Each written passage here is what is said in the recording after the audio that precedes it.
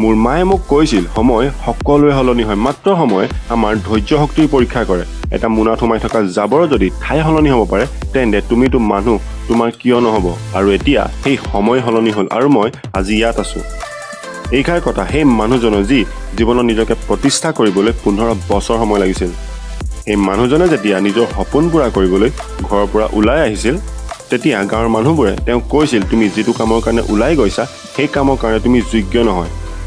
সেই কামৰ কাৰণে সুন্দৰ ধুনীয়া চেহেৰাৰ প্ৰয়োজন, যিটো তোমাৰ অলপো নাই। যিজন মানুহৰ পৰিচয় আজি কেইবছৰমানৰ আগলৈকে এজন ষ্ট্ৰাগলিং ৰিজেক্টেড এক্টৰ হিচাপে আছিল, সেই মানুহজনৰে আজি ফেন ফলোইং মিলিয়নৰ ওপৰত। যেতিয়া কাৰোবাৰ দিন বেয়া চলি থাকে, তেতিয়া সেই মানুহজনক সকলোৱে বুজায় যে ধৈৰ্য ধৰা, বেয়া দিনহে আঁতৰি যাব। কিন্তু তাৰ বেদনা সেই মানুহজনক সোধা যাৰ জীৱনত এনেকুৱা হৈ আছে।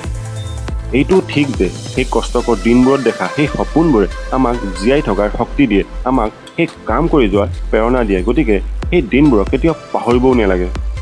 আজি আপোনাক যিজন মানুহৰ কথা ক'ম, সেই মানুহজনে 14-15 বছৰৰ সেই সময়ছোৱাত সেই সকলোখিনি কৰিছিল, যিটোৱে তেওঁক সফলতা দিয়ে।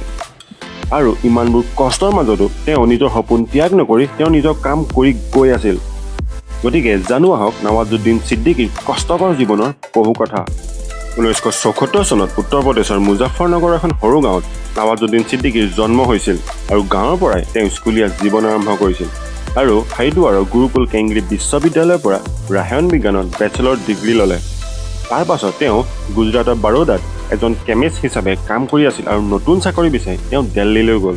কিন্তু দিল্লীত থাকোঁতে তেওঁ এখন নাটক চাই অভিনয়ৰ প্ৰতি ইমানেই আকৰ্ষিত হ'ল যে তেওঁ এতিয়া সকলো কাম বাদ দি দিলে।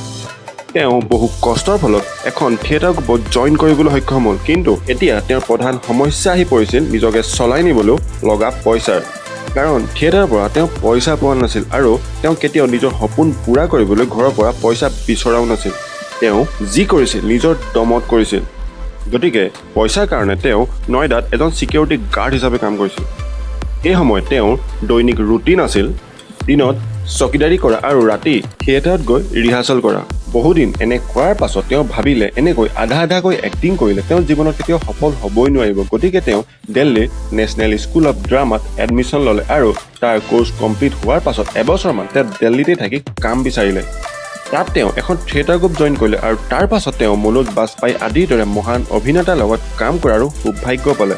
তেওঁ লাহে লাহে বুজি উঠিলে যে তেওঁ এতিয়া এজন ভাল অভিনেতা হৈ পৰিছে। গতিকে এতিয়া সময় আছিল নিজকে প্ৰমাণ কৰাৰ। 1999 চনত তেওঁ নিজৰ সপোন পূৰা কৰিবলৈ সপোনো নকৰি মুম্বাইলৈ যাত্ৰা কৰিলে।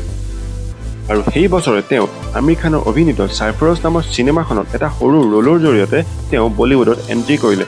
তাৰপিছত জাংগুল, স্কুল, মুন্না ভাই, MBBS আদি বহু চিনেমাত তেওঁক দেখা গ'ল। কিন্তু সকলোবোৰ চিনেমাত তেওঁৰ ৰোল আছিল মাত্ৰ 10 বা 15 ছেকেণ্ডৰ কাৰণেহে। তেওঁৰ জীৱনৰ আটাইতকৈ কঠিন সময় আছিল 2004 পৰা 2007 চনৰ এই সময়ছোৱা। এই সময়ছোৱাত তেওঁৰ হাতত না পইচা আছিল না এটা ঘৰ আছিল থাকিবৰ কাৰণে, যাৰ ফলত তেওঁ এজন ছিনিয়ৰক ৰিকুৱেষ্ট কৰিছিল তেওঁৰ লগত থাকিবলৈ দিবলৈ। আৰু তেওঁ এটা চৰ্তত থাকিবলৈ দিছিল যে যদি তেওঁ তাত ভাত ৰন্ধা বঢ়া কৰে তেতিয়াহে থাকিব পাৰিব, আৰু যিটো চৰ্ত তেওঁ মানিও লৈছিল। তেওঁ এটা ভাল ৰোল পাবলৈ বহুত কষ্ট আৰু বহুত চেষ্টা কৰি আছিল যদিও তেওঁ সফল হোৱা নাছিল। তেওঁ জীৱনৰ 10-12 বছৰ মাত্ৰ 10-15 ছেকেণ্ডৰ কাৰণে সৰু সৰু ৰোল কৰিয়েই গৈ আছিল। তথাপিও তেওঁ নিজৰ সপোনটো ত্যাগ কৰা নাছিল। তথাপিও তেওঁ মনলৈ অনা নাছিল যে এক্টিঙত তেওঁ আৰু নাম বনাব নোৱাৰে। তেওঁ কেতিয়াও হাৰ মানি ঘৰলৈ গুচি অহাৰ কথা মনলৈ অনাও নাছিল। কিন্তু 2010 চনত পিপলি লাইফ নামৰ চিনেমাখনত কৰা ভাল প্ৰদৰ্শনৰ কাৰণে তেওঁক এজন এক্টৰ বুলি চিনাকি দিলে। আৰু 2012 চনত কাহানী নামৰ চিনেমাখনৰ যোগেদি তেওঁক বহুত সংখ্যক নাম পালে। আৰু 2012 চনৰ অনুৰাগ কাশ্যপৰ গেং অফ ৱাচিপুৰ নামৰ চিনেমাখনে তেওঁক যেন ষ্টাৰেই বনাই দিলে। আৰু গেং অফ ৱাচিপুৰ 2ৰ জৰিয়তে তেওঁ দৰ্শকৰ মন জয় কৰিবলৈ সক্ষম হ'ল। তাৰ পাছত আত্মা, লাঞ্চ বক্স, তালাছ আদিত সুন্দৰ প্ৰদৰ্শন দাঙি ধৰিছিল। তেওঁ ছলমান খানৰ কিক আৰু বজৰংগী ভাইজান আৰু মাঝি দ্য মাউণ্টেইন মেন আদিত ছুপাৰহিট চিনেমাত সুন্দৰ এক্টিঙৰ বাবে তেওঁ আজি সকলো ভাৰতীয়ৰ পচন্দৰ অভিনেতা। যিজনে এটা সময়ত লোকৰ ঘৰত ভাত ৰান্ধিব লগা হৈছিল, তেওঁ আজি কোটি টকাৰ মালিক। নৱাজুদ্দিন ছিদ্দিকীয়ে এটা ইণ্টাৰভিউত কৈছিল যে তেওঁ এক্টিংটো কেৰিয়াৰ হিচাপে বাছনি কৰাৰ পাছত কেতিয়াও ছেকেণ্ড অপশ্যন ৰখাই নাছিল, যাৰ কাৰণে ইমান বছৰ লগাৰ পাছতো তেওঁ নিজৰ সপোন ত্যাগ কৰা নাছিল।